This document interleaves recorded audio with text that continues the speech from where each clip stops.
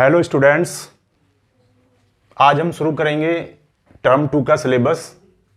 देखिए, मैंने अपनी प्रीवियस वीडियो में आपको डिस्कस किया था टर्म 2 का सिलेबस क्या है। 12th क्लास का मैथ्स का टर्म 2 का सिलेबस मैंने अपनी प्रीवियस वीडियो में डिस्कस किया था। अगर कुछ स्टूडेंट्स ऐसे हैं जिन्होंने वो वीडियो नहीं देखा है तो पहले आप जाके उस वीडियो को मेरे चैनल पे देख सकते हैं।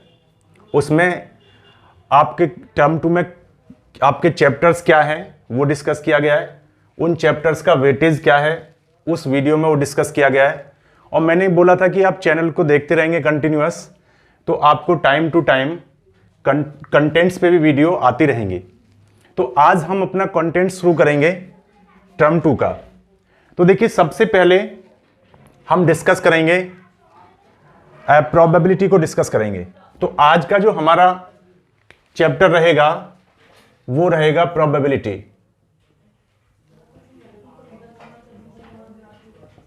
प्रोबेबिलिटी इस चैप्टर को हम डिस्कस करेंगे। तो देखिए, प्रोबेबिलिटी को जब डिस्कस करेंगे तो मैंने इसका वेटेज लिखाया था, वो था 8 मार्क्स। इसका जो वेटेज है वो 8 मार्क्स का है। तो टर्म 2 में जो प्रोबेबिलिटी पूछा जाएगा उससे 8 मार्क्स के क्वेश्चन पूछे जाएंगे। तो देखिए, अब हम शुरू करेंगे प्रोबेबिलिटी को। तो देखिए, प्रोबेबिलिटी आप स्टार्ट हो जाता है, आप 9th क्लास से ही प्रोबेबिलिटी को पढ़ते रहते हैं। 9th में भी आपने पढ़ा था, 10th में भी आपने किया था, 11th में भी किया था और आपने फिर 12th में भी इसको करेंगे। तो देखिए, होता क्या है कि हमारी एक हैबिट होती है कि जो चीज़ हम कर लेते हैं उस पर फोकस नहीं करते हैं, उसे हम थोड़ा भूल जाते हैं। तो देखिए, होता क्या है कि ये मैथ्स या साइंस के जो सब्जेक्ट्स होते हैं वो एक दूसरे से लिंक रहते हैं, मतलब एक टॉपिक दूसरे से लिंक रहता है। कुछ टॉपिक्स ऐसे होते हैं जैसे प्रोबेबिलिटी अगर आपने 9th में किया है, वो 9th का अगर आपको मतलब कि दिमाग में नहीं है, मेमोराइज आपने नहीं किया है, तो फिर आप 10th का नहीं कर पाएंगे। और अगर 10th का नहीं किया तो 11th में प्रॉब्लम फेस करेंगे। और 11th का अगर आपने नहीं किया है तो फिर उसे 12th में प्रॉब्लम फेस होगी। तो देखिए, कुछ बेसिक टर्म्स होते हैं हर चैप्टर के, हर टॉपिक के। क्या होता है, एवरी टॉपिक में क्या होता है, कुछ बेसिक टर्म्स होते हैं।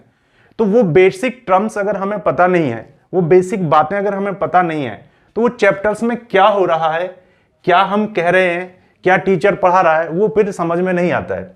मैं यहां कहना ये चाहता हूं कि जो आपने 11th क्लास में जो प्रोबेबिलिटी पढ़ा था उसमें कुछ बेसिक चीजें पढ़ी थी। अगर वो बेसिक चीजें आपको नहीं पता है अब, या उनको आप भूल चुके हैं, तो पहले हमें उनको थोड़ा सा रिवाइज करना पड़ेगा।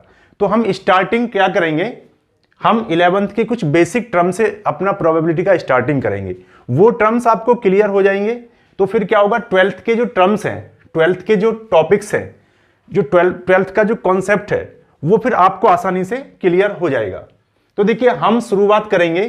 देखिए, जब प्रोबेबिलिटी क्या होता है, प्रोबेबिलिटी का मतलब आप समझते हैं, आप 9th क्लास से प्रोबेबिलिटी से फैमिलियर हैं, प्रोबेबिलिटी को आप जानते हैं, 9th क्लास से पढ़ते आ रहे हैं। तो प्रोबेबिलिटी का मतलब सबको क्लियर होगा। प्रोबेबिलिटी होता क्या है, देखिए, कोई भी जो घटना होती है, कोई भी जो इवेंट होती है, जैसे मान के चलो 2 टीम के बिटवीन मैच चल रहा है, ठीक है। तो मैच अभी चल रहा है, मैच जो है वो गोइंग ऑन है, ठीक है। कोई भी वर्क, कोई भी एक्सपेरिमेंट, कोई भी एक्टिविटी जो चल रही होती है, ऑनगोइंग होती है, ठीक है। जैसे अभी आप देख रहे हैं कि बहुत बड़ी दुखद बात है वैसे कहना, जैसे आपका रसिया और यूक्रेन में युद्ध चल रहा है, ठीक है। तो अब इस युद्ध का रिजल्ट क्या होगा, मतलब कोई भी जो काम होता रहता है उसका रिजल्ट क्या होगा। तो हर कोई, जितने एक्सपर्ट्स हैं वो सब स्पेकुलेशन कर रहे हैं, वो एक अंदाजा लगा रहे हैं कि इस युद्ध का परिणाम क्या होगा। लेकिन सर्टेनिटी किसी को पता नहीं है कि युद्ध क्या होगा, कहां जाएगा। तो सब क्या है, कयास लगा रहे हैं, सब उसके चांसेस बता रहे हैं, उसके रिजल्ट्स क्या होंगे उसके बारे में अपना विचार दे रहे हैं, स्पेकुलेशन कर रहे हैं।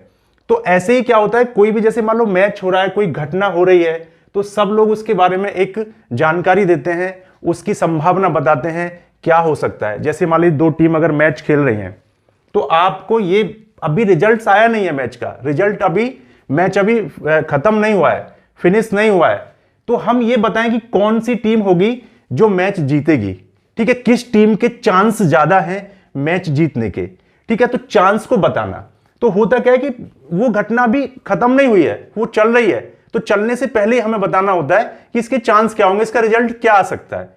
समझ गया आपने? तो इस बात को, किसी भी इवेंट का, किसी घटना के चांसेस होने के चांसेस वो किस फेवर में होगी, उसका रिजल्ट क्या होगा, उसकी संभावना बताना, वो उसको प्रोबेबिलिटी कहते हैं। उसको हम न्यूमेरिकल कोई वैल्यू दे देते हैं तो उसको हम क्या बोलते हैं, प्रोबेबिलिटी बोलते हैं। तो ये आपने डिस्कस किया है, ये आप पढ़ते आ रहे हैं, ठीक है। और बहुत सारी अप्रोचेज भी आपने पढ़ी हैं प्रोबेबिलिटी को निकालने की, जैसे एक्सपेरिमेंटल अप्रोच होती है। उसमें क्या होता है कि हम एक्सपेरिमेंट कराते हैं, एक्सपेरिमेंट कराने के बाद में हम उसका रिजल्ट चेक करते हैं क्या हुआ। समझ गया आपने? तो एक्सपेरिमेंटल प्रोबेबिलिटी हो जाता है। तो ये सारी जैसे क्लासिकल प्रोबेबिलिटी, ये आपने कुछ अप्रोच आपने पढ़ी हैं। तो देखिए यहां पे कुछ सबसे पहले बात आई यहां पे एक्सपेरिमेंट का, कोई भी चीज एक्टिविटी का। तो देखिए एक्सपेरिमेंट की अगर हम यहां पे बात करते हैं, जैसे हम बात करते हैं एक्सपेरिमेंट, एक्सपेरिमेंट, तो देखिए एक्सपेरिमेंट का मतलब क्या होता है। देखिए एक्सपेरिमेंट में क्या है कि कोई भी एक्टिविटी जो हम करेंगे वो एक्सपेरिमेंट होता है। तो देखिए कुछ एक्सपेरिमेंट जो होते हैं उनके जो रिजल्ट्स होते हैं, उनके रिजल्ट जो होते हैं, इसको आउटकम भी हम कहेंगे, जो आउटकम होते हैं, आउटकम वो क्या होते हैं, फिक्स्ड होते हैं। कुछ एक्सपेरिमेंट क्या है जिनके आउटकम्स क्या होते हैं, फिक्स होते हैं, वो ऑलरेडी उनका आउटकम फिक्स है। जैसे मान के चलो आपके पास में कोई ट्रायंगल है, ठीक है, ये ट्रायंगल है ABC, और आप इसका एंगल नहीं पता है, ना तो आपको एंगल A पता है एंड ना ही आपको B पता है, ना एंगल C पता है। लेकिन अगर आप ये सर्टेनिटी से कह सकते हैं कि अगर आप इसके एंगल का सम निकालते हैं, यानी angle A plus angle B plus angle C करते हैं, तो इस एक्सपेरिमेंट को, इस एक्टिविटी को करते हैं, तो उसका जो आंसर आएगा वो 180 डिग्री आएगा। इसका टोटल जो आएगा वो हमेशा क्या आएगा, 180 डिग्री आएगा।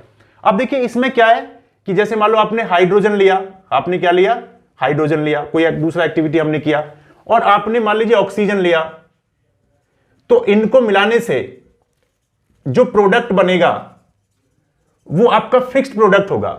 इनको मिलाने से क्या होगा, कुछ कंडीशंस के थ्रू जो प्रोडक्ट बनेगा वो फिक्स रहेगा। अगर वो कंडीशन फिक्स रहेंगी तो इसका रिजल्ट भी क्या रहेगा, इन दोनों का वो फिक्स रहेगा। तो यहां पे कहने का मतलब क्या है कि कुछ एक्सपेरिमेंट ऐसे होते हैं कि अगर उनकी कंडीशन सेम रहती हैं तो आप कितनी बार उनको रिपीट करिए, उनका जो रिजल्ट आएगा वो हमेशा सेम रहेगा, वो चेंज नहीं हो सकता है। अगर कंडीशंस सेम है, कंडीशंस आइडेंटिकल हैं, तो रिजल्ट्स भी क्या होगा, फिक्स रहेगा, उसका रिजल्ट चेंज नहीं होगा। लेकिन देखिए एक एक्सपेरिमेंट ऐसे होते हैं कि जिनका रिजल्ट क्या होगा, उनका रिजल्ट्स जो होगा या उनके आउटकम्स जो होंगे वो फिक्स नहीं होते। उनके आउटकम्स क्या होते हैं, फिक्स नहीं होते। जैसे कि मान लीजिए उनको आप आइडेंटिकल कंडीशन में जितनी बार भी रिपीट करेंगे, आप कितनी बार रिपीट करिए, हर बार उनका रिजल्ट चेंज हो जाएगा।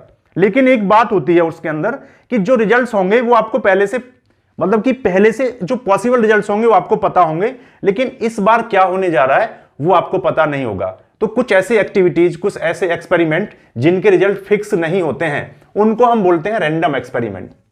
क्या बोलते हैं उनको, रैंडम एक्सपेरिमेंट। इनको हम बोलते हैं रैंडम एक्सपेरिमेंट। तो देखिए रैंडम एक्सपेरिमेंट के मतलब आप समझेंगे, इसमें मैंने बोला कि जब इस एक्सपेरिमेंट को हम करेंगे तो उन एक्सपेरिमेंट को रैंडम एक्सपेरिमेंट बोलेंगे जिनका रिजल्ट्स फिक्स नहीं होगा। मतलब उस एक्सपेरिमेंट को आप रिपीट करेंगे, सेम कंडीशन में रिपीट करेंगे, तो उसके रिजल्ट्स बदल जाएंगे हर बार, ठीक है, रिजल्ट फिक्स नहीं रहेगा। तो ऐसे एक्सपेरिमेंट को हम क्या बोलेंगे, रैंडम एक्सपेरिमेंट बोलेंगे। जैसे मान के चलो आपने क्या किया, कोई कॉइन लिया, ठीक है, और आप किसी कॉइन को टॉस करते हैं। मान लीजिए आपने कॉइन लिया और उस आप कॉइन को क्या करते हैं, टॉस करते हैं। तो जब आप कॉइन को टॉस करेंगे तो देखिए आप मान लीजिए सेम जगह पर उसको टॉस करते हैं, सेम पर्सन उसको टॉस करता है, मतलब उसको टॉस करने वाला भी सेम है, वो कॉइन भी सेम है, सेम जगह पर उसको टॉस करते थे, यानी सारी कंडीशंस आपकी क्या है, आइडेंटिकल है। तो मान लीजिए आपने उसको एक बार टॉस किया, मान लीजिए उसको टॉस किया पहली बार, तो हो सकता है उसको टॉस करने पर क्या होगा, हेड आ जाएगा। हो सकता है उसको टॉस करने पर टेल भी आ सकता है, ठीक है। मान लीजिए पहली बार टॉस किया, हेड आ गया। अब आप उसे जब दोबारा फेंकेंगे, वो सेम पर्सन सेम कॉइन को सेम जगह पे फेंकेगा, टॉस करेगा, तो ऐसा नहीं कि फिर दोबारा भी हेड आएगा। लेकिन यहां पे आप इस ट्रायंगल के एंगल्स को जितनी बार भी सम करेंगे हमेशा 180 डिग्री आएगा। हाइड्रोजन और ऑक्सीजन को आइडेंटिकल कंडीशन में जितनी बार भी आप मान लीजिए इनको रिएक्ट कराएंगे उतनी बार इनका प्रोडक्ट सेम बनेगा। मान लो आपने इसमें वाटर बनेगा तो हमेशा वाटर ही बनता रहेगा अगर कंडीशन सेम रहेंगी। लेकिन यहां पे कॉइन को फेंकने वाली जगह, कॉइन, सारी कंडीशंस आइडेंटिकल होने के बाद कभी हेड आ जाएगा तो कभी टेल आ जाएगा, कभी हेड आ जाएगा कभी टेल आ जाएगा। तो ये एक्सपेरिमेंट क्या है, इसके रिजल्ट फिक्स नहीं है, लेकिन इसमें क्या है ये आपको पता है, या तो हेड आएगा या टेल आएगा। लेकिन अब के क्या होगा ये आपको पहले से आप सर्टेन नहीं हो सकते हैं। तो कहने का मतलब क्या, रैंडम एक्सपेरिमेंट के लिए दो कंडीशन हो जाएंगी। पहली कंडीशन क्या होगी, उस एक्सपेरिमेंट को आप रैंडम एक्सपेरिमेंट कहेंगे जिसके मोर देन 2 या 2 से ज्यादा आउटकम्स होंगे, यानी उसके आउटकम्स या तो 2 हो या मोर देन 2 आउटकम्स हो, मोर देन 2 आउटकम्स। तो हम उसको क्या बोलेंगे, हम उसको बोलेंगे रैंडम एक्सपेरिमेंट। एक तो ये कंडीशन होनी चाहिए। दूसरी कंडीशन क्या होनी चाहिए कि उसको जब हम फेंकते हैं तो हम उसको प्रिडिक्ट नहीं कर सकते कि क्या होगा, लेकिन होगा क्या, जो उसके पॉसिबल रिजल्ट है उन्हीं में से कुछ ना कुछ होगा। तो उसका जो रिजल्ट है, जो आउटकम्स हैं, आउटकम्स वो can not be predicted, can not be predicted in advance, in advance. In advance मतलब हम उसको पहले से नहीं बता सकते। तो जो एक्सपेरिमेंट ये दो कंडीशन फॉलो करेगा उसको हम क्या बोलेंगे, रैंडम एक्सपेरिमेंट बोलेंगे। अब जैसे मान के चलो एक और एग्जांपल लेते हैं। जैसे मानो कि डाइस होता है, डाइस को हमने थ्रो किया, डाइस को थ्रो किया तो आप जानते हैं डाइस पे इस तरीके से ये डाइस है और इस पे नंबर लिखे रहते हैं, जैसे पॉइंट फॉर्म में होता है। जैसे यहाँ पे 1 पॉइंट बना हुआ है, यहाँ पे मान लीजिए ये 2 पॉइंट बने हुए हैं। इस तरीके से जब इसको हम थ्रो करेंगे तो देखिए हमें पता है कि या तो 1 आएगा या 2 आएगा या 3 आएगा, यानी 1 से लेके 6 तक कुछ भी नंबर आ सकता है। लेकिन हम फेंकने जब जाएंगे तो सर्टेनली ये नहीं कह सकते कि इस बार 1 आएगा या 2 आएगा या 6 आएगा। तो देखिए इसको डाई को थ्रो करना ये भी एक रैंडम एक्सपेरिमेंट होगा, क्योंकि वो ये जो डाई को थ्रो करना जो एक्सपेरिमेंट हम करते हैं वो इन दो बातों को, फर्स्ट और सेकंड को क्या करेगा, क्वालिफाई करेगा। ये दो चीजों को क्वालिफाई करेगा, इन दो कंडीशंस को क्वालिफाई करेगा, इनको फुलफिल करेगा। तो देखिए इसमें क्या है, इसके 2 या 2 से ज्यादा आउटकम्स होंगे। एक बात कोई कंप्लीट कर रहा है या फुलफिल कर रहा है। दूसरा क्या है कि इसके जो आउटकम्स हैं वो आप पहले से नहीं बता सकते क्या आएगा। तो ये दो एक्सपेरिमेंट जो मैंने कहा उनको हम रैंडम एक्सपेरिमेंट कहेंगे। अब देखिए रैंडम एक्सपेरिमेंट इसी से आगे जुड़ा हुआ, देखिए आगे चीजें हैं। ये तो रैंडम एक्सपेरिमेंट आपको क्लियर हो गया। अब देखिए आगे क्या है। अब देखिए ऐसे सोचेंगे कि जो एक्सपेरिमेंट होते हैं, हम करते हैं एक्सपेरिमेंट, जो हम एक्सपेरिमेंट करते हैं। अब एक चीज होती है इवेंट, ये आपने पढ़ा होगा ये टर्म इवेंट। इवेंट आपने किया होगा 11th क्लास में। तो हम इवेंट को डिस्कस करेंगे कि इवेंट क्या होता है। तो देखिए इवेंट के बारे में अगर हम देखें तो हम जैसे किसी डाइस को थ्रो करते हैं, हमने कोई डाइस को थ्रो किया तो उससे जुड़ी हुई बहुत सारी इवेंट्स बन सकती हैं। अब इवेंट का मतलब हमें समझना है। और देखिए इवेंट से पहले हम एक चीज और समझेंगे जो रैंडम एक्सपेरिमेंट है। एक चीज आपने पढ़ा होगा वो है सैंपल स्पेस 11th क्लास में, सैंपल स्पेस। और सैंपल स्पेस के बाद हम देखेंगे इवेंट, हम देखेंगे इवेंट। तो देखिए पहले हम देखते हैं सैंपल स्पेस को। देखिए सैंपल स्पेस की अगर हम बात करें तो क्या है। अब देखिए जब कोई भी एक्सपेरिमेंट हम करेंगे, रैंडम एक्सपेरिमेंट की बात मैं यहां पे करूंगा। अगर देखिए प्रोबेबिलिटी में कहीं भी एक्सपेरिमेंट लिखा है, रैंडम नहीं लिखा है, तो आपको उसको कंसीडर करना है कि वो रैंडम एक्सपेरिमेंट है। अब देखिए जब एक्सपेरिमेंट आप करेंगे तो उसके कुछ पॉसिबल रिजल्ट्स होंगे। उसके जब उसको काम को करेंगे तो उसके total possible outcomes, total possible results होंगे जो पॉसिबिलिटी हो सकती है। जैसे मान के चलो यहां पे मैंने अभी एक एग्जांपल लिया डाइस, और हमें डाइस को क्या करना है, थ्रो किया। और जब हम डाइस को थ्रो करेंगे तो देखिए क्या हो सकता है। डाइस को थ्रो करने पर क्या क्या हो सकता है पॉसिबिलिटी। आप थ्रो करें 1 आ जाए, हो सकता है 2 आ जाए, हो सकता है 3 आ जाए, हो सकता है 4 आ जाए, हो सकता है 5 आ जाए, हो सकता है 6 आ जाए। तो इनमें से ही रिजल्ट्स होंगे, इनके अलावा कुछ और रिजल्ट नहीं होगा। 1 भी आ सकता है, 2 भी आ सकता है, 3, 4, 5, 6 कुछ भी आ सकता है। तो ये जो टोटल पॉसिबल आउटकम 6 हो सकते हैं। देखिए ना तो इसके अलावा कुछ भी नहीं हो सकता, इन्हीं में से कुछ ना कुछ रिजल्ट होगा। तो इन्हीं रिजल्ट्स को हम टोटल पॉसिबल जो आउटकम्स होते हैं उसी को हम क्या बोलते हैं, सैंपल स्पेस बोलते हैं। इनका हमने एक सेट बना दिया, इसका सेट का नाम एस रख दिया, तो ये क्या हो गया, सैंपल स्पेस हो गया। अब जैसे मान लीजिए हमने कॉइन को लिया और हमने कॉइन को क्या किया, थ्रो किया, टॉस किया, सॉरी कॉइन को हमने टॉस किया। जब कॉइन को हम टॉस करेंगे और हमने इसको 1 टाइम टॉस किया है, 1 टाइम, तो जब इसको 1 टाइम टॉस किया हमने तो क्या रिजल्ट होगा, आप टॉस करेंगे तो हेड आ सकता है या फिर क्या हो सकता है, टेल आ सकता है। तो ये 2 ही बातें हो सकती हैं, इसके अलावा कुछ भी नहीं हो सकता है। तो ये इसका क्या हो गया, सैंपल स्पेस हो गया। ये आपको क्लियर समझ में आ गया होगा। तो सैंपल स्पेस क्या होता है कि टोटल पॉसिबल आउटकम्स का जो सेट होगा उसको हम सैंपल स्पेस बोलते हैं। ये क्लियर। अब जैसे जैसे कॉइन को अगर हम 2 टाइम टॉस करेंगे, मान लो आपने कॉइन लिया और हमने उसको क्या किया, 2 टाइम टॉस किया हमने 2 टाइम्स। तो देखिए क्या होगा, जब हम 2 टाइम उसको टॉस करेंगे तो मान लीजिए हमने पहली बार उसको टॉस किया तो हेड आ गया, फिर दोबारा टॉस किया तो हेड आ गया। अब आप कहेंगे सर हेड तो नहीं हो सकता, टेल आ जाए। मैं पॉसिबिलिटी लिख रहा हूं, हम उसको भी लिखेंगे। पहली बार हमने टॉस किया, हेड आ गया, फिर दोबारा हमने टॉस किया, फिर हेड आ गया। ऐसा हो सकता है, ऐसा हो सकता है। अगर किसी कॉइन को हम 2 बार टॉस करेंगे, ये संभावना बन सकती है, ये पॉसिबिलिटी हो सकती है। हो सकता है मैं टॉस करूं हेड आ जाए, सेकंड टाइम टॉस करूं टेल आ जाए, ये भी एक पॉसिबिलिटी हो सकती है। तो सैंपल स्पेस में क्या कर रहे हैं, we are writing all possibilities को हम लिख रहे हैं। तो देखिए हमने फिर हमने देखा पहली बार टॉस किया, हो सकता है टेल आ जाए, दोबारा टॉस करें हो सकता है हेड आ जाए, ऐसा हो सकता है।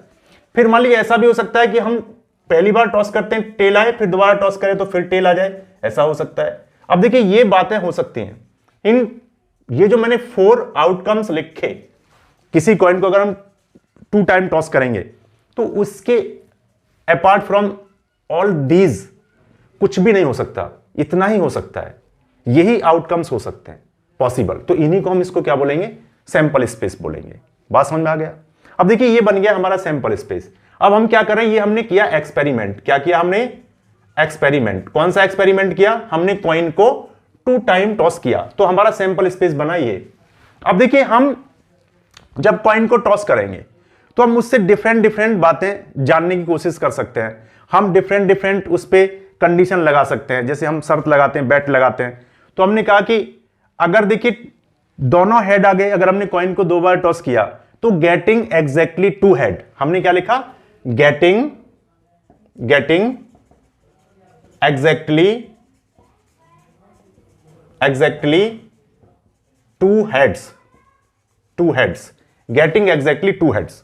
तो देखिए गेटिंग एग्जैक्टली 2 हेड, तो हमने इसको ये होना, मतलब अगर कॉइन को हम 2 बार टॉस करते हैं तो 2 हेड्स का आना, इसको हमने एक इवेंट मान लिया, इसको हमने ई मान लिया, ये एक सेट हो गया। तो देखिए इसको क्या बोलेंगे, ये इवेंट होना, ये घटना हो जाए। तो देखिए इसमें क्या क्या क्या कब ये इवेंट कब हो सकती है, जब ये वाला चीज आ जाए, यानी एच आ जाए, एग्जैक्टली 2 हेड। तो ये तब होगी जब दोनों बार हेड आएगा। यहां पे ये नहीं होगी, यहां पे भी नहीं होगी, यहां पे भी नहीं होगी, क्योंकि गेटिंग एग्जैक्टली 2 हेड्स हम बोल रहे हैं। अब देखिए मैं दूसरा इवेंट ले लूं कि गेटिंग एटलीस्ट 2 हेड। मैंने बोला गेटिंग एटलीस्ट 2 हेड्स, कम से कम 2 हेड का आना।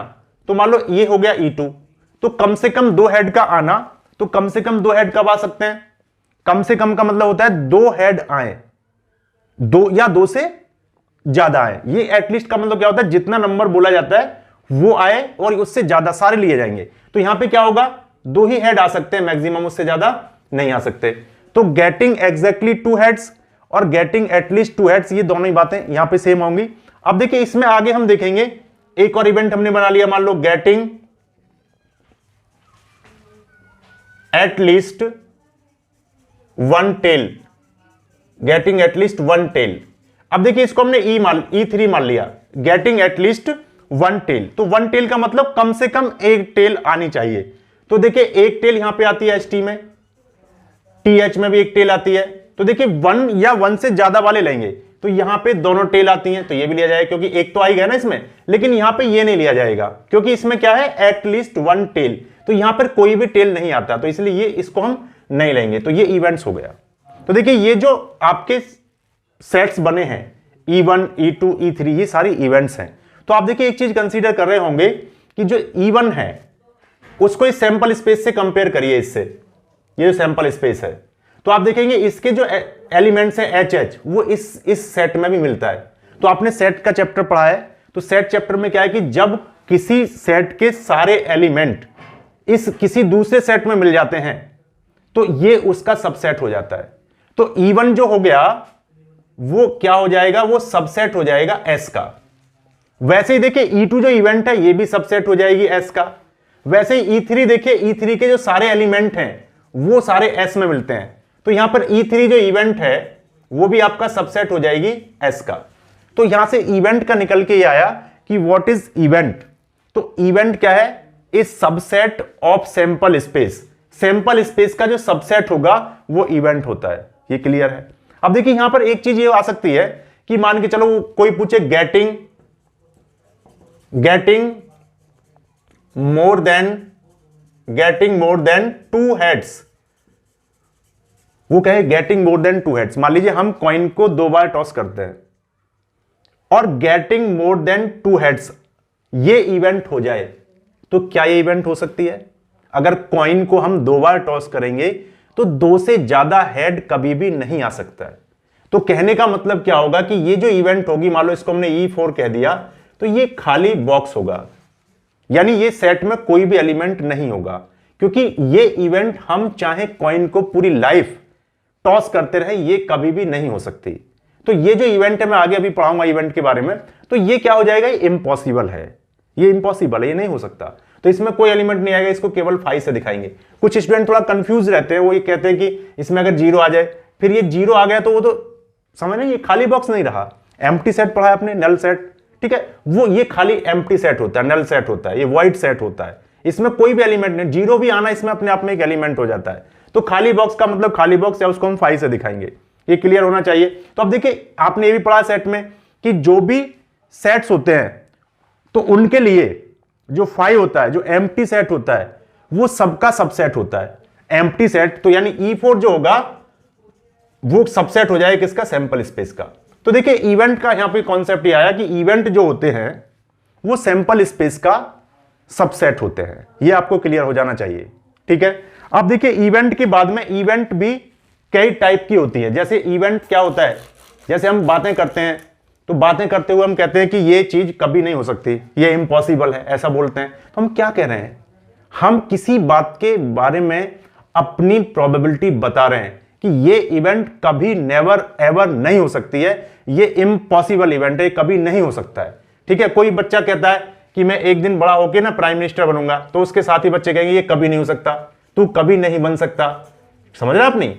तो उनके लिए क्या है, ये इम्पॉसिबल इवेंट के तरीके से उसको शो कर रहे हैं। ऐसा नहीं, मैं ये नहीं कह रहा हूं कि वो इम्पॉसिबल है, वो बन सकता है बच्चा, ठीक है, लेकिन वो बच्चे क्या समझ रहे हैं, वो कह रहे हैं इम्पॉसिबल है, ये कभी नहीं हो सकता है, मतलब कि इसकी संभावनाएं बिल्कुल भी नहीं है, ये इवेंट कभी भी नहीं हो सकती है, वो ये कहना चाह रहे हैं, ठीक है। तो उनके लिए वो इम्पॉसिबल इवेंट हो जाएगा। अब देखिए मैं यहां पे कुछ एग्जांपल्स ले रहा हूं। अब जैसे इवेंट्स के भी टाइप होंगे, जैसे अभी मैं डिस्कस कर रहा हूं, एक होता है श्योर इवेंट, श्योर इवेंट, अब इसको समझेंगे। एक होता है impossible event, impossible event, impossible event. देखिए श्योर इवेंट का क्या मतलब है। अब देखिए श्योर मतलब जैसे कोई भी इवेंट है वो हो सकती है, हमेशा होगी, 100% होगी, सर्टेनली होगी, उसको हम श्योर इवेंट बोलेंगे। जैसे आप ध्यान से सोचिए, मैंने एक डाइस लिया और डाइस को हमने क्या किया, थ्रो किया, ठीक है। जब डाइस को हम थ्रो करेंगे तो सैंपल स्पेस क्या बनेगा, आप सारे बच्चे, आप स्टूडेंट समझ गए हैं सैंपल स्पेस कैसे बनता है, तो बताएंगे। सैंपल स्पेस क्या होगा, 1 2 3 4 5 6। अगर डाइस को हम थ्रो करेंगे तो यही होगा, मतलब सैंपल स्पेस क्या होता है, sets of all possible outcomes. तो डाइस को थ्रो करने में यही होगा, इसको हमने लिख दिया, सैंपल स्पेस हो गया। अब देखिए मैं यहां पे ये कहूं कि गेटिंग, मैं यहां पे 2 बातें इससे करना चाहता हूं। गेटिंग ए नंबर, हम डाइस को थ्रो करते हैं, डाइस को थ्रो करते हैं, तो getting a number more than 7, मान लो मैंने 7 लिख दिया, मोर देन 7। तो ये एक बात हम इससे करना चाहते हैं, ये इवेंट को हम देखना चाहते हैं कि getting a number more than 7। दूसरी बात हम इससे करना चाहते हैं getting a number less than 7। अब ये दो बातों को पढ़िए, क्या जब ये हम डाइस को थ्रो करेंगे तो ये बातें होंगी? तो देखिए getting a number less than 7, तो ये जो इवेंट है इसको हम इवेंट, ये घटना हो जाए उसके चांस क्या है? Getting a number less than 7, यानी हम जब डाई को थ्रो करें तो हमारा 7 से कम नंबर आ जाए। अब आप सोचो ये कैसी घटना है, ये कैसी इवेंट है? आप सोचो जितनी बार भी आप डाइस को थ्रो करेंगे, जितनी बार भी फेंकेंगे, क्या कभी ऐसा हो सकता है कि 7 से कम नंबर ना आए? हर बार 7 से कम ही नंबर आएगा। मान लो 1 आ गया, इनमें से कोई ना कोई नंबर आना तय है, ये सर्टेन है कि इनमें से कोई ना कोई नंबर आएगा, दिस इज सर्टेन। तो अब देखिए 1 आ गया तो ये इवेंट हो गई ना, क्योंकि लेस देन 1 क्या है, 7 से कम है। 2 आ गया तो भी इवेंट होगी, 3 आ गया तो भी होगी, 4 आ गया तो भी होगी, 5 आ गया तो भी होगी, 6 आ गया तो भी होगी। तो ये क्या है, दिस इज सर्टेन इवेंट। तो ये वाली जो इवेंट है, अगर मैं इसको मान लो इवेंट ए कह दूं, ठीक है, तो ये क्या सर्टेन इवेंट है, ये श्योर इवेंट है। इसका दूसरा नाम सर्टेन होता है, सर्टेन। तो ये श्योर इवेंट है, ये हमेशा होगी, हर बार होगी, 100% होगी, तो this is the sure event. तो ऐसी इवेंट क्या है, श्योर इवेंट है। जैसे आपने एक 10th क्लास में एक क्वेश्चन किया होगा प्रोबेबिलिटी में, वो कहते हैं कि एक बैग है, उस बैग के अंदर मान लीजिए लेमन फ्लेवर्ड, मान लीजिए उसमें कैंडीज रखी हुई हैं। कैसा फ्लेवर है, लेमन फ्लेवर। अब देखिए उसमें से अगर हम कोई एक कैंडी पिकअप करना चाहें तो उसमें लेमन फ्लेवर है, तो उसमें से लेमन फ्लेवर के आने के चांस क्या होंगे? तो आप देखो कितनी बार भी उसमें आपको हैंड को उसमें डालेंगे और फिर उसमें से पिकअप करेंगे कैंडी, तो आप कितनी बार करिए, हर बार you will get the lemon flavour, every time you will get lemon flavour. तो ये क्या होगा, this is the sure event. तो एक लेमन फ्लेवर्ड बैग में से लेमन फ्लेवर्ड कैंडी का निकलना, ये एक श्योर इवेंट है, लेमन ही निकलेगा। बात समझ गया आपने? अब इसका देखिए, अब दूसरी वाली इवेंट को देखिए, ये वाली मैंने डाइस को थ्रो किया तो ऐसा होगा। अभी कह रहा है getting a number more than 7, 7 से ज्यादा नंबर आना। अब आप सोचो डाइस को आप फेंक रहे हैं, तो क्या ये कभी हो सकता है? क्या ये इवेंट हो सकती है? ये इवेंट कभी भी नहीं हो सकती है। आप इसको पूरी लाइफ फेंकते रहना, 2 जन्म ले लेना, तब भी ये नहीं होगी। आप डाइस को फेंकेंगे, क्या 7 से ज्यादा नंबर कभी आ जाएगा? नेवर, कभी नहीं आएगा। तो ऐसी इवेंट जो हो ही नहीं सकती है, जो हम एक्सपेरिमेंट कर रहे हैं और अपने एक्सपेरिमेंट से कुछ ऐसा एक्सपेक्ट कर रहे हैं जो एक्सपेरिमेंट पूरा नहीं कर सकता है, तो वो इवेंट इंपॉसिबल इवेंट हो जाएंगी। बात समझ में आ गया? तो हम ये एक्सपेरिमेंट कर रहे थे डाइस को थ्रो करना, और हम चाह रहे थे कि ये हो जाए इम्पॉसिबल। इसी को बोलते हैं इम्पॉसिबल, कभी नहीं हो सकता है, ये नहीं हो सकता है, तो ये इंपॉसिबल इवेंट हो जाएंगी। बात समझ में आ गया नहीं? ये क्लियर है? अब देखिए इसके आगे हम चलते हैं। एक होता है, ये आपको क्लियर हो गया होगा। अब देखिए एक होता है आपका, इसी इवेंट से जुड़ी हुई कहानी, आगे सुनिए। अभी हम इवेंट को, हम टर्म को क्लियर कर रहे हैं। ये सारा 11th का है, क्योंकि आप भूल चुके होंगे, इसलिए मैं दोबारा से आपको क्लियर करा रहा हूं। ठीक है, ये अगर क्लियर नहीं होगा तो बहुत सारी चीजें आपको सैंपल स्पेस का, मान लीजिए कुछ स्टूडेंट्स ऐसे होते हैं जो बिल्कुल ही पढ़ाई वढ़ाई पे ध्यान नहीं दे रहे हैं, स्टडीज ठीक से नहीं कर रहे हैं, किया है तो भूल चुके हैं। ठीक है ना, आजकल थोड़ा डिस्ट्रैक्शंस बहुत ज्यादा है। ठीक है, बहुत सारी चीजों पे आप ध्यान ज्यादा देते हैं, स्टडी पे ध्यान कम देते हैं। आप जब स्टडी पे ध्यान देना शुरू करेंगे तो स्टडी सही हो जाएगी। बाकी चीजों पे आप अच्छे से ध्यान दे रहे हैं, वो चीजें बाकी आपकी सभी अच्छे से सही चल रही हैं। आपका इंस्टा बहुत अच्छा चल रहा है, रील बहुत अच्छी बना रहे हैं, फेसबुक बहुत अच्छा चल रहा है, व्हाट्सएप बहुत अच्छा चल रहा है, दोस्तों के साथ दोस्ती बहुत अच्छी चल रही है, everything is going on fine, सब कुछ बढ़िया चल रहा है, लेकिन स्टडी सही नहीं चल रही है। तो उसको थोड़ा सही करने के लिए क्या होगा, क्यों वो सही चल रही है? क्योंकि हम उस पर वहां पर टाइम दे रहे हैं। हम जिस चीज को भी टाइम देना शुरू कर देंगे वो चीज सही चलने लगेगी। स्टडी हार्ड नहीं है, हार्ड हम लोग हैं। हम अपने आप को बदलना नहीं चाहते हैं, इसलिए स्टडी भी नहीं बदलेगी। जिस दिन हम बदल जाएंगे स्टडी बदल जाएगी। तो अब देखिए आगे हम करते हैं, थोड़ी बातें नहीं करते हैं, नहीं तो फिर हमारा यहां भी सिस्टम खराब हो जाएगा स्टडी का। अब हम आगे शुरू करते हैं। अब एक चीज होती है सिंपल इवेंट, एक होता है सिंपल इवेंट। सिंपल का मतलब सिंपल समझते हैं, लेकिन जो सिंपल चीजें होती हैं ना, जिनको करना बहुत सिंपल होता है, वही सारी टेढ़ी होती हैं। ठीक है, सुबह को जल्दी से उठना कोई इसमें टेक्निक तो है ही नहीं कुछ। 4 बजे उठने में कोई टेक्निक है? नहीं है। लेकिन ये सिंपल है, बहुत टेक्निकल वर्क नहीं है, लेकिन ये होगा नहीं, बहुत कम लोगों से होता है। आ समझ नहीं, हम बहुत टेक्निकल काम कर देते हैं लेकिन सिंपल वाले नहीं कर पाते। ठीक है, बहुत सारी ऐसी बातें आगे किसी वीडियो में करेंगे। देखिए सिंपल का मतलब क्या होता है, जैसे कोई इवेंट है और उसमें केवल एक ही एलिमेंट है। क्या है? केवल एक एलिमेंट है। जैसे मैंने एक एग्जांपल लिया था सैंपल स्पेस में कि अगर हम किसी कॉइन को 2 बार टॉस करते हैं तो ऐसा होगा। ये हमने सैंपल स्पेस लिखा था। ठीक है, तो देखिए getting exactly 2 heads, getting exactly 2 head, getting exactly 2 heads, 2 heads का आना। तो इसमें देखिए इवेंट जब होगी ये ई, तो इसमें क्या होगा? केवल एच एच आएगा। वो कह रहा है केवल 2 हेड चाहिए हमें, ना 2 से कम ना 2 से ज्यादा, तो हमें यही होगा एच एच। तो इसमें क्या है? केवल एक ही एलिमेंट आया है, इसमें एक ही सैंपल पॉइंट है। देखिए जो सैंपल स्पेस बनता है ना, इसके अंदर जो ये आउटकम्स आते हैं, इनको अगर सेट की भाषा में बात करें तो इनको एलिमेंट बोल देते हैं। यहां पे इनको एक और नाम मिल गया सैंपल पॉइंट।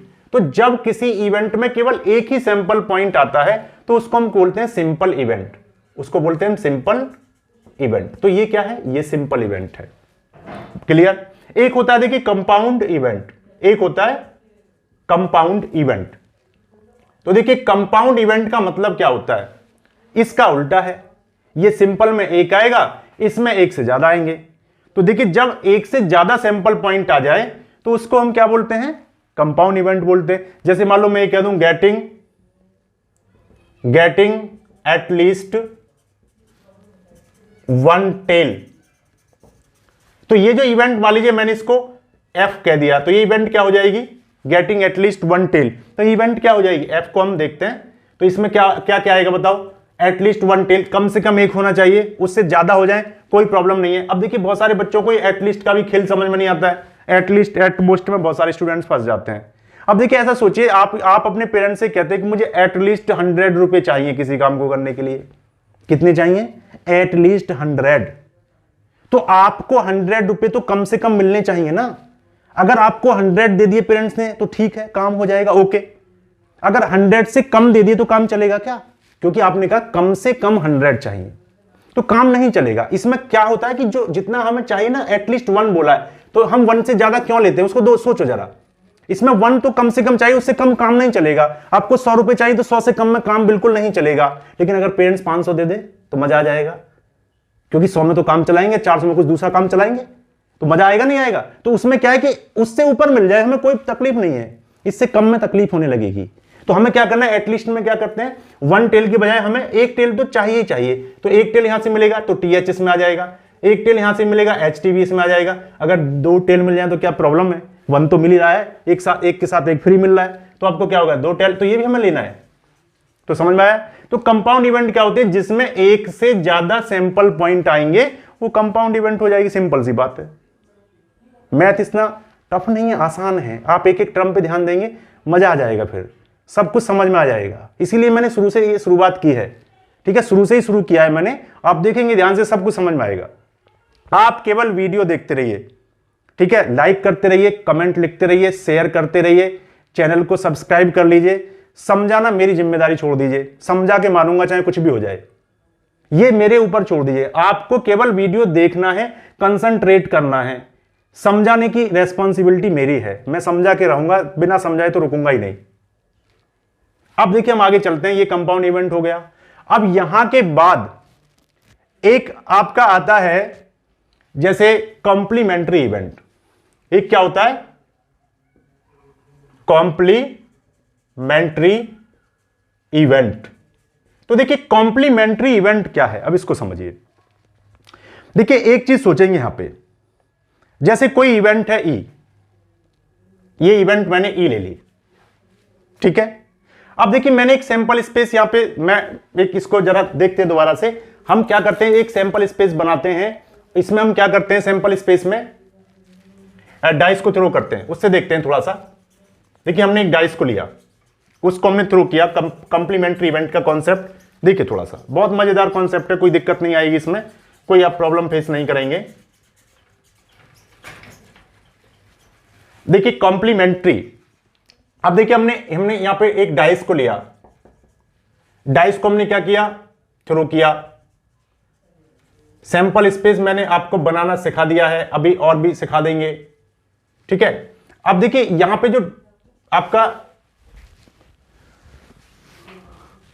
एक मिनट जरा, अब देखिए इसमें क्या है, डाइस को हम जब थ्रो करेंगे तो सैंपल स्पेस क्या बनेगा, एस जो बनेगा वो क्या बनेगा, 1 2 3 4 5 और 6 बनेगा। अब देखिए कॉम्प्लीमेंट्री इवेंट का मतलब क्या है, कॉम्प्लीमेंट्री इवेंट, इसको समझिए। अब जैसे getting a number, getting a number more than 4, तो ये इवेंट मान लो मैंने ई मान ली, तो ये क्या होगी बताओ, getting a number more than 4, तो उसमें 5 6 आएगा, 5 और 6 आएगा। बात समझे आपने। अब मैं ये कहूं getting a number, getting a number less than 4, तब क्या होगा, ये मान लो मैंने एफ मान लिया, इसको थोड़ी देर के लिए आप एफ मान लीजिए, तो 4 से कम, तो 4 से कम क्या होगा, 1 2 3 होगा। अब देखिए इसमें क्या कॉम्प्लीमेंट्री क्या होगा, जैसे ई है तो ये ई जो इवेंट है, और एफ को देखिए, तो जब ई इवेंट है 5 और 6 आना, यानी 4 से बड़ी नंबर आना, तो आप सोचो जब ये इवेंट होगी, ये वाली इवेंट, तो फिर ये नहीं होगी, और ये होगी तो फिर ये इवेंट नहीं होगी। कहने का मतलब क्या है कि जब ये इवेंट का होना एक तरीके से इसका अक्रेंस रुक जाए, तो जो इवेंट इसके अक्रेंस को रोकेगी वो क्या हो जाएगी, इसके लिए इसकी कॉम्प्लीमेंट्री इवेंट हो जाएगी। जैसे मान के चलो यहां पे ई है, तो ई का जो कॉम्प्लीमेंट्री होगा, ई का जो कॉम्प्लीमेंट्री होगा वो एफ होगा, वो क्या होगा, एफ होगा। तो एफ जो इवेंट है वो ई का कॉम्प्लीमेंट्री है, और ई जो है वो एफ का कॉम्प्लीमेंट्री है। अभी मैं ई पे ही बात कर रहा हूं, तो ई जो है उसका कॉम्प्लीमेंट्री क्या है, एफ है। तो कॉम्प्लीमेंट्री जो होगा ऑफ ई, वो वैसे तो एफ है, लेकिन इसको दिखाएं हम तो ई, एफ को हमने एक सेपरेट लेटर ले लिया, एक सेपरेट हमने अल्फाबेट ले लिया, लेकिन ई को हम दिखाएं तो क्या करते हैं, ई के ऊपर डैश लगा देते हैं। तो अगर ये कोई इवेंट ई है तो उसका कॉम्प्लीमेंट्री उसके डैश से दिखाएंगे। डैश का मतलब क्या हो गया कि ये इवेंट जो ई है इसके जस्ट अपोजिट है, ऐसे समझिए कि ये इसके अक्रेंस को रोकती है, यानी जब ये होगी तो ये नहीं होगी। तो कहने का मतलब क्या है, इसको हम ई के ऊपर ये बार लगा के भी दिखा देते हैं, या इसको हम ऐसे भी बोल देते हैं, नॉट ई भी बोल देते हैं, नॉट ई मतलब ई का नहीं होना, इसको हम नॉट ई भी बोल देते हैं, मतलब कि ये तो ई है, ये ई इवेंट है, तो ये क्या है, नॉट ई। कॉम्प्लीमेंट्री उसका इस तरीके से अपोजिट हो जाएगा। बात समझ में आ गया होगा। तो ये हो गया कॉम्प्लीमेंट्री इवेंट। अब देखिए एक चीज होती है mutually exclusive, mutually exclusive event. अब देखिए म्यूचुअली एक्सक्लूसिव में क्या होगा, ये सैंपल स्पेस यहां पे चल रहा है कंटिन्यूअस। अब देखिए एक आगे हम देखेंगे म्यूचुअली एक्सक्लूसिव इवेंट।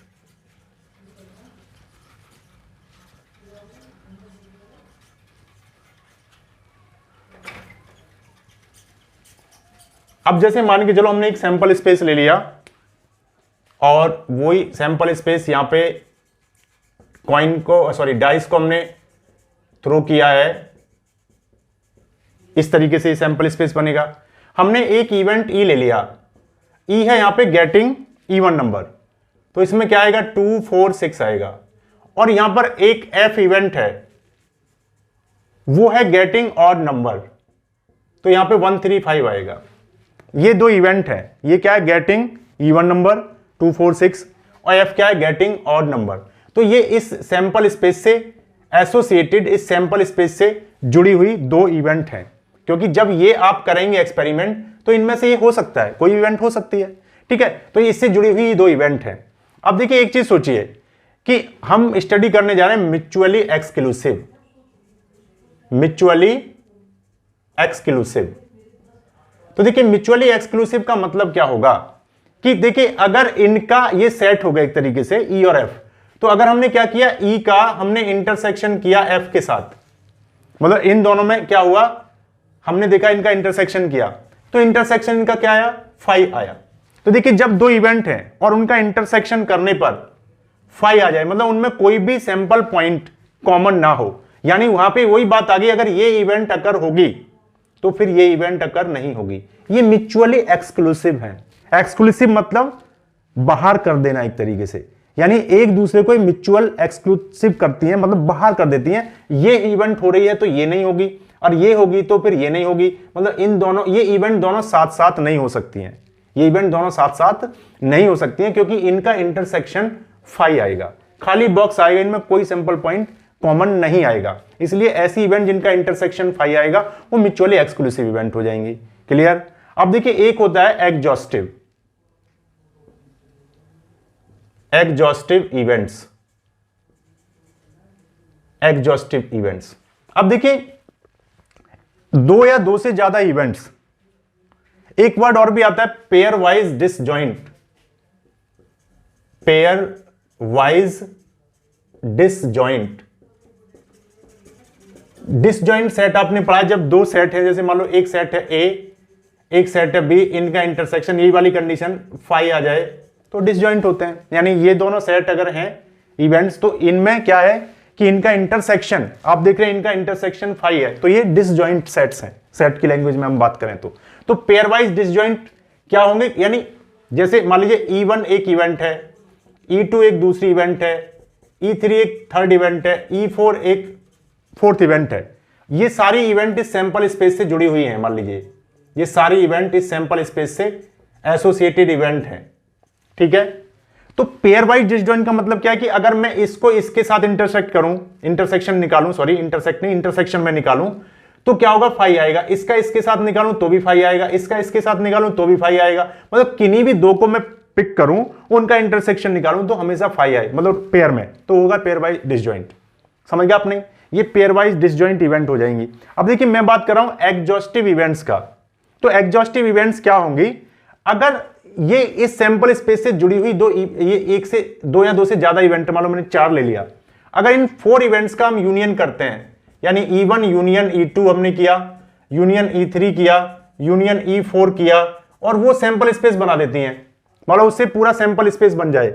इन चारों सेट्स का यूनियन करने पर, इन 4 इवेंट्स का यूनियन करने पर अगर ये सैंपल स्पेस दे देती हैं, तो ये events E1 E2 E3 E4 चारों इवेंट को हम एग्जॉस्टिव इवेंट्स बोलेंगे। जैसे यहां पे बहुत अच्छा एक एग्जांपल रखा हुआ है आपके सामने, देखिए E और F, मैंने बोला दो या दो से ज्यादा इवेंट, अगर उनका यूनियन करने पर सैंपल स्पेस आपको मिल रहा है तो वो इवेंट्स एग्जॉस्टिव इवेंट्स हो जाएंगी। तो आप देखिए E और F, E का और F का आप यूनियन करिए तो देखिए क्या बनेगा, 1 2 3 4 5 6, तो यही चीज क्या है, यही सैंपल स्पेस है। तो इन दोनों के यूनियन से आपको सैंपल स्पेस मिल रहा है, तो ये इवेंट्स क्या है, ये एग्जॉस्टिव इवेंट्स हैं। अगर ये दोनों इवेंट्स लिखी हुई हैं इसके कॉन्टेक्स्ट में, इस सैंपल स्पेस के कॉन्टेक्स्ट में E और F लिखा हुआ है, तो आपसे कोई बोले क्या E और F म्यूचुअली एक्सक्लूसिव है, यस E और F म्यूचुअली एक्सक्लूसिव भी हैं। कोई बोले क्या E और F एग्जॉस्टिव इवेंट्स हैं, यस E और F एग्जॉस्टिव इवेंट्स हैं। कोई बोले क्या ये दोनों हैं, एक टर्म और आ जाता है म्यूचुअली एक्सक्लूसिव एंड एग्जॉस्टिव, तो ये म्यूचुअली एक्सक्लूसिव भी हैं और ये म्यूचुअली एग्जॉस्टिव इवेंट्स भी हैं। तो ये एक्सक्लूसिव भी हो गई, एग्जॉस्टिव भी होगी। तो ये बहुत बढ़िया एक एग्जांपल मैंने आपको यहां पे दिया है। तो ये सारी बात आपको क्लियर होंगी, ये सारी बातें आपको पता होंगी कि क्या होता है। देखिए एक कॉन्सेप्ट यहां पे और आता है जिससे हम बार बार रूबरू होते हैं, बार बार उसको हम कम अक्रॉस होते हैं, उसको अचानक हमसे मिलता है। वो कॉन्सेप्ट प्रोबेबिलिटी में क्या होता है, इक्वली लाइकली आउटकम्स। अब बच्चे इस बात को बहुत बार नहीं समझ पाते कि इक्वली लाइकली आउटकम्स का मतलब क्या होता है, तो उसको भी यहां पे मैं आज आपको क्लियर कर देता हूं कि what is the meaning of equally likely outcomes का क्या मतलब होता है। तो देखिए कुछ एग्जांपल्स हम यहां पे लेंगे, इसको भी आपको ध्यान रखना है। तो फिर ये जो टर्म्स है, थोड़ा 11th क्लास के जो मैंने कुछ टर्म्स आपको डिस्कस किए थे, इन्हीं को लेके हम आगे बढ़ेंगे, इन्हीं पे थोड़ा बात करेंगे और इसी से फिर हम आगे 12th के कॉन्सेप्ट को हम जोड़ते चले जाएंगे, उसी में हम आगे इसको इनकॉर्पोरेट कर देंगे सारी बातों को। तो ये टर्म्स आपको ध्यान से समझना है, वीडियो को बार बार देखना है, एक बार देखने से समझ में नहीं आए तो दोबारा देखना है। अब कहीं आपको जाने की जरूरत नहीं है, आप आराम से बैठ के कहीं भी किसी भी घर के कोने में बैठ के उसको देख सकते हैं। आप उसको बेड पे बैठ के देख सकते हैं, चलते हुए देख सकते हैं, कार में देख सकते हैं, जब मन करे तब देख सकते हैं। देखते रहिए, कमेंट्स लिखते रहिए और पूछते रहिए चीजों को। यहां पे सब कुछ आपको क्लियर होता रहेगा, कहीं जाने की आपको कोई जरूरत नहीं है। अब देखिए आगे हम अपनी बात पर आते हैं, equally likely outcomes. Equally likely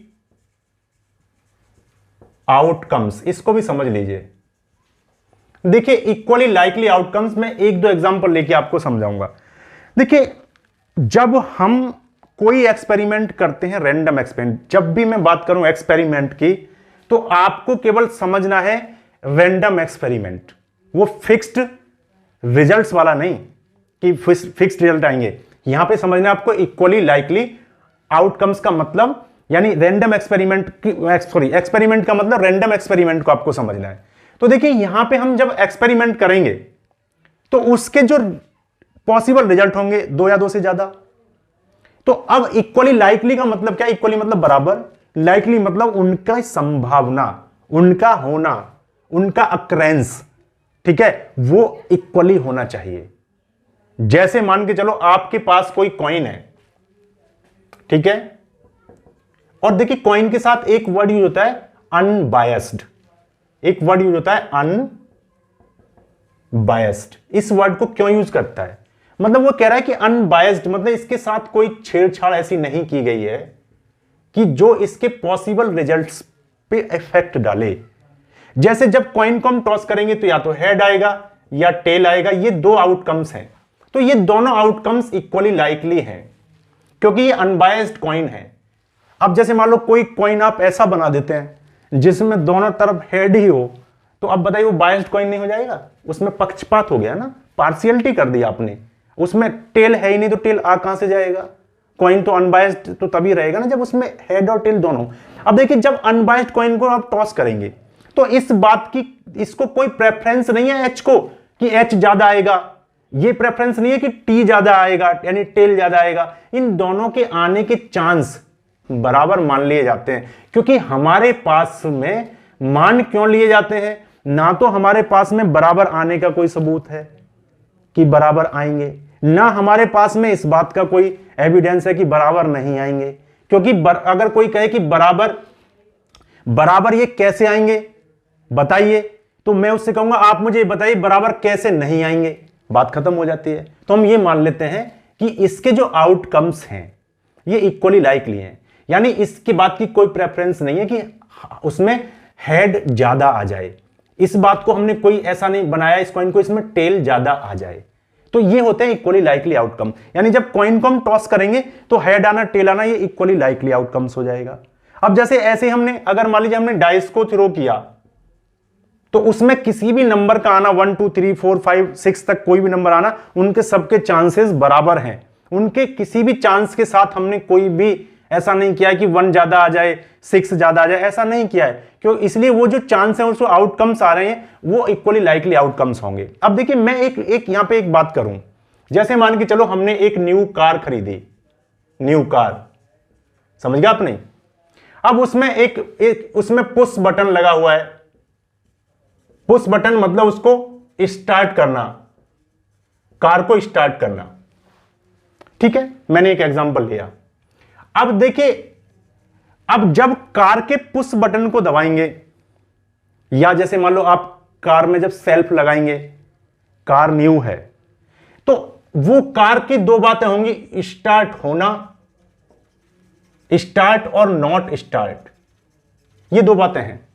जब पुश बटन को दबाएंगे, सेल्फ मारेंगे तो गाड़ी स्टार्ट होती है, स्टार्ट नहीं होती है। तो क्या ये दोनों इक्वली लाइकली आउटकम्स हैं क्या? तो आप ध्यान से सोचिए, आप ध्यान से इस बात को सोचो। कुछ कहेंगे कि हां, क्योंकि जब हम दबाएंगे पुश बटन को या सेल्फ लगाएंगे, चाबी को घुमाएंगे, की को घुमाएंगे, हो सकता है स्टार्ट हो जाए, हो सकता है स्टार्ट ना हो। क्योंकि जब हम कॉइन को फेंकेंगे हो सकता है हेड आ जाए, हो सकता है टेल आ जाए। वैसे हमने जोड़ दिया, हो सकता है स्टार्ट हो जाए, हो सकता है स्टार्ट नहीं हो, लेकिन ऐसा नहीं है। क्या कोई कंपनी नई कार बनाती है तो क्या उसमें यह संभावना छोड़ती है कि कभी आप सेल्फ मारना तो स्टार्ट हो जाएगी, जब मन करेगा तो स्टार्ट नहीं होगी? ये चांसेस बराबर नहीं होते, ध्यान से सोचिए। वो तो कार बर्बाद हो जाएगी। अगर स्टार्ट एक बार होगी, 2 बार नहीं होगी, 3 बार होगी, फिर 4 बार स्टार्ट नहीं होगी, तो आप क्या कहेंगे? ये तो बेकार है, ये फंक्शनिंग प्रॉपर नहीं कर रही है, ये कंपनी खराब है। तो इसलिए कंपनी ऐसा थोड़ी छोड़ेगी कि इनके चांस बराबर छोड़ देगी कि जब मन करे तेरा स्टार्ट हो जाना, जब मन करे ना मत होना। तो ये चांसेस हम सोचने में लगता है कि इक्वल होंगे, लेकिन ये इक्वली लाइकली चांसेस नहीं है, इक्वली लाइकली आउटकम्स ये नहीं है। वो कार स्टार्ट ही होगी, हर बार स्टार्ट होगी, 100 में से 99 बार स्टार्ट होगी। एक बार ऐसा हो सकता है कि आप सही से सेल्फ ना लगाया हो तो स्टार्ट ना हो।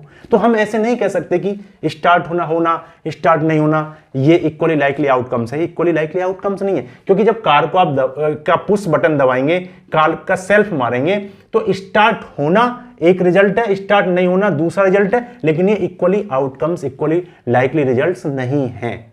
अब जैसे मान लीजिए कोई न्यू बॉर्न होता है, कोई किसी बच्चे का बर्थ होता है, बच्चे में दोनों आते हैं, वो बॉय भी हो सकता है, वो गर्ल भी हो सकता है। अब देखिए किसी बच्चे का जन्म होता है, अब ऐसे नहीं कि वो बायस्ड है, वो गॉड की तरफ से कोई बायस्ड उसमें नहीं किया गया है कि भाई लड़के ज्यादा होंगे लड़कियां कम होंगी, वो तो हमने कर दिया है, वो अलग बात है। वो हम बहुत छेड़खानी करते हैं, बहुत सारी चीज़ों के साथ करते हैं, अपना दिमाग लगाते हैं, ठीक है, अपने फायदे के लिए सोचते हैं, अपने इंटरेस्ट के लिए चीज़ों को मैनिपुलेट कर लेते हैं, वो अलग बातें हैं। लेकिन गॉड के लिए कोई बच्चा जन्म लेगा, वो बॉय भी हो सकता है, वो गर्ल्स भी हो सकता है, ठीक है ना। हमने, अब आप कहेंगे कि सर ज्योग्राफी कोई पढ़ता होगा, वो कहेगा सर सेक्स रेशो तो डिफरेंट है, गर्ल्स तो कम हैं, बॉयज तो ज़्यादा हैं। वो गॉड का माइंड नहीं है, वो हमने अपना माइंड बहुत लगाया है, वो इसी वजह से है। वो गॉड की वजह से नहीं है, वो नेचर की वजह से नहीं है, वो हमारे अपने दिमाग की वजह से है, क्योंकि सेक्स रेशो को हमने कम ज़्यादा कर दिया। लेकिन अगर गौर से देखेंगे तो बहुत ज़्यादा नहीं होता है।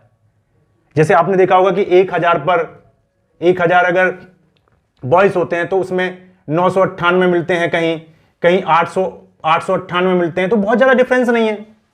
ऐसे तो आप कॉइन को भी टॉस करेंगे, आप 100 बार टॉस करिए तो कुछ इसमें भी डिफरेंस आ सकता है। 100 बार उसको टॉस करेंगे, हो सकता है 45 टाइम्स जो है आपका हेड आ जाए, हो सकता है 55 टाइम्स आपका टेल आ जाए, तो आप कहेंगे तो इक्वली लाइकली है नहीं, ऐसा थोड़ी नहीं है। लेकिन ये तो हमने, आप देखें इनको अगर इन पे गौर करें तो ऐसा तो है नहीं कि 1000 तो लड़के हैं और 3 लड़कियां हैं। जब 1000 लड़के पैदा होते हैं तो 3 लड़कियां जन्म लेती हैं, ऐसा थोड़ी नहीं है। तो बहुत रेशो इतना भी हमने खुद से किया है। तो देखिए जब किसी बच्चे का जन्म होगा तो बॉयज का होना गर्ल्स का होना ये इक्वली लाइकली आउटकम से कुछ भी हो सकता है, दोनों की संभावनाएं बिल्कुल बराबर मानी जाती हैं। तो ये कॉन्सेप्ट था इक्वली लाइकली आउटकम्स का, ठीक है। अब देखिए इसी में हमने कुछ चीजें और भी की हैं। देखिए अब इसमें थोड़ा सा आगे देखेंगे, कुछ फॉर्मूले हमने जब 11th में देखे थे, जो इवेंट्स हैं उनके प्रोबेबिलिटी से रिलेटेड कुछ मैंने यहाँ पे चीज़ें कराई थी। जैसे डिमॉर्गन्स लॉ आपने पढ़ा है, सेट का बहुत बड़ा रोल रहता है प्रोबेबिलिटी में, और एक परमुटेशन कॉम्बिनेशन का भी यूज यहाँ पे रहेगा, तो ये आप देखेंगे। अब देखिए जैसे 2 इवेंट हैं, कोई सैंपल स्पेस है, उससे जुड़ी हुई 2 इवेंट हैं। मान लीजिए सैंपल स्पेस है, इससे जुड़ी हुई 2 एसोसिएटेड 2 इवेंट हैं, एक ई है और एक इवेंट एफ है। ये सैंपल स्पेस से जुड़ी हुई 2 इवेंट हैं। तो देखिए एक होता है ई और एफ। तो ई और एफ का मतलब क्या होगा, ई या एफ, ई हो या एफ हो। अब जैसे मान लीजिए मैं ये कहूं कि 1 से लेकर और 20 तक उस नंबर को लिखिए जो 2 से या 5 से डिवाइड होती हैं, ठीक है। या मैं ये कहूं कि जो 3 से और 5 से डिवाइड होती है मान लो, तो आप क्या लिखेंगे? आपको अगर 3 से, इसका मतलब क्या है, और अगर कोई नंबर 3 से डिवाइड होगी तो भी आप उसे लिखोगे, अगर कोई नंबर 5 से डिवाइड होगी तो भी आप लिखोगे। बात आ रहा समझ नहीं? कोई नंबर अगर दोनों से डिवाइड होगी 3 से 5 से तो भी आप उसे लिखोगे। बात समझ में आ गया? अच्छा, मैं यहां पे दूसरी बात बोलूं कि वो नंबर लिखिए जो आपका 2 से या सॉरी 3 एंड 5 दोनों से डिवाइड हो, तब एक सेट बनाइए। तो इसमें क्या, इसमें डिफरेंस क्या है? देखो, जब 3 से और 5, 3 या 5 किसी से डिवाइड हो जाए लिखना है। तो आप देखिए 1 डिवाइड नहीं होगा, 2 डिवाइड नहीं होगा, दोनों में से किसी 3 होगा तो हम लिख देंगे, क्योंकि उसने बोला 3 से हो जाए तो लिखो भैया, 5 से हो जाए तो भी लिखो, दोनों से हो जाए और अच्छी बात है फिर भी लिखो, तो हमने लिख दिया। अब हम पहुंचे 4 पर, नहीं होगा, काम नहीं चला। 5 पे पहुंचे, हाँ लिखना पड़ेगा। 6 पे पहुंचे, लिखना पड़ेगा। 7 नहीं लिखा जाएगा, 8 आपका नहीं लिखा जाएगा, 9 भी नहीं लिखा जाएगा, फिर 10 लिखा जाएगा। 11, 12, 11 नहीं लिखा जाएगा, 12 लिखा जाएगा। 14, 15 या 13 नहीं लिखा जाएगा, 14 भी नहीं लिखा जाएगा, और अब 15 लिखा जाएगा क्योंकि दोनों से डिवाइड हो रहा है। उसके बाद में 16 नहीं लिखा जाएगा, 17 नहीं लिखा जाएगा, 18 लिखा जाएगा, और फिर 20 भी लिखा जाएगा। 1 से लेके 20 की बात अगर मैं करूं तो, क्योंकि 25 से डिवाइड हो जाए। अब यहां पे अगर मैं बात करूं तो 3 एंड 5, इसका मतलब हो गया जो दोनों से डिवाइड होगा, यानी जो 3 के लिए भी होगा और जो 5 के लिए भी होगा वो हमें लिखा जाना है। जो दोनों का के साथ होगा, एक से काम नहीं चलेगा। तो यहां पे हम क्या लिखेंगे? 3 यहां पे नहीं आएगा, यहां पे सॉरी, यहां पे हम 3 नहीं लिखेंगे, इसमें 5 हम नहीं लिखेंगे, 6 नहीं लिखेंगे, 10 नहीं लिखेंगे, 12 नहीं लिखेंगे, 15 लिखेंगे, क्योंकि 15 दोनों से डिवाइड, बाकी नहीं लिखेंगे। तो ये दोनों सेट अलग अलग बने। तो देखिए यहां पे E और F का मतलब क्या होता है? हम सेट की लैंग्वेज में बात करें तो हम इसको यूनियन से दिखाते हैं, E union F, E union F। जैसे आपने देखा होगा ये यूनिवर्सल सेट है, U से दिखाते हैं यहां पे ऐसे रेक्टेंगल से। ये एक सेट है A, ये एक सेट है B, ये हमारा A हो गया, ये हमारा B हो गया। अब ध्यान से देखिए, ये जो पोर्शन है ये वाला, ये हमारा होगा A माइनस B, ये क्या होगा B माइनस A, और ये हमारा क्या होगा A इंटरसेक्शन B। ये आपको क्लियर है? इसमें क्या है कि ये वो रीजन है जो दोनों का ओवरलैप करता है, यानी जो दोनों के लिए कॉमन है। ये वो है जो केवल A के लिए है, ये वो है जो केवल B के लिए है। अब आप सोचो A यूनियन B को आपने पढ़ा होगा, कैसे दिखाएंगे? A यूनियन B में ये पूरा आएगा, ये पूरा, ये सारा मिला के क्या है? वो A यूनियन B है। मतलब सारा मिला के, मतलब ये जो सर्कल है इनका पोर्शन, इनका पोर्शन U वाले रेक्टेंगल के बाकी पोर्शन को हमें छोड़ना है। तो A यूनियन B, A और B इवेंट का मतलब क्या होता है? A यूनियन सॉरी E और F का मतलब होगा E यूनियन F, यानी जो E में होगा वो भी हमें लेना है। यानी कहने का मतलब क्या है, यहां पे अगर इनको E और F कर लीजिए, E और F कर लीजिए, तो देखिए जो E में होगा वो हमें लेना होगा, जो F में होगा वो हमें लेना होगा, जो दोनों में होगा वो भी हमें इसमें लिखना होगा। तो देखिए इसका यूनियन का मतलब क्या होगा? E union F। इसका मतलब क्या होगा? A वाला भी, E वाला भी, F वाला भी, और दोनों का इंटरसेक्शन वो भी, यानी ये भी और ये पोर्शन भी, ये पोर्शन भी, ये पोर्शन भी, तीनों मिलाएंगे तो आपका यूनियन बनेगा। अब देखिए इसका मतलब है ये वाला, ये चीज है, ये मैटर है, यानी 3 से डिवाइड होगा वो भी, ये मान लो 3 से डिवाइड होने वाले नंबर तो यहां आएंगे, जो 5 से डिवाइड होंगी 5 से वो इधर आएंगे, जो दोनों से होंगे इस बीच वाले पोर्शन में आएंगे। तो यूनियन का मतलब क्या हुआ? सारा।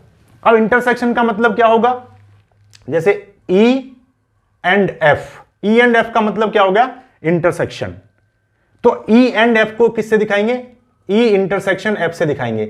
यानी जो दोनों, यानी ये दोनों बातें जब एक साथ होंगी, ये दोनों घटनाएं, दोनों इवेंट एक साथ होंगी, तो वो क्या हो जाएगा? इंटरसेक्शन हो जाएगा। तो देखिए आपने 11th में ये फॉर्मूला किया होगा कि अगर प्रोबेबिलिटी आपको निकालना है E यूनियन F, तो क्या होगा? Probability of E plus probability of F minus probability of E intersection F। ये आपको ध्यान रखना है। अब देखिए अगर उनका इंटरसेक्शन, ये जो दो इवेंट है E इंटरसेक्शन F, अगर वो 5 हो जाए, मतलब वो उनमें कोई इंटरसेक्शन नहीं होता है, यानी उनमें कुछ भी कॉमन नहीं होता है, तो ऐसे जो सेट्स होते हैं, ऐसे जो इवेंट होंगे उनको डिसजॉइंट इवेंट बोलेंगे। तो फिर उसकी जो प्रोबेबिलिटी, अगर आप, जब इसमें कुछ है ही नहीं तो प्रोबेबिलिटी क्या हो जाएगी? 0 हो जाएगी। ठीक है ना? ये कॉन्सेप्ट आपको 10th में भी आपने देखता है कि जब इंपॉसिबल इवेंट की मैंने अभी इवेंट डिस्कस की, तो इम्पॉसिबल इवेंट का प्रोबेबिलिटी क्या होगा, 0 होगा। वीडियो काफी लंबा हो जाएगा, बहुत ज्यादा अगर मैं इसमें डिटेल दूंगा तो फिर काफी बहुत लंबा वीडियो हो जाएगा। तो थोड़ी बातें आप ध्यान भी रखेंगे कि इम्पॉसिबल इवेंट्स का जो प्रोबेबिलिटी होता है वो आपका 0 होता है, तो ये पोर्शन इसका 0 हो जाएगा। तो देखिए अगर E इंटरसेक्शन F आपका 5 है, तब क्या होगा, probability of E union F जो होगा वो क्या होगा, probability of E plus probability of F होगा, क्योंकि इसका 0 हो जाएगा।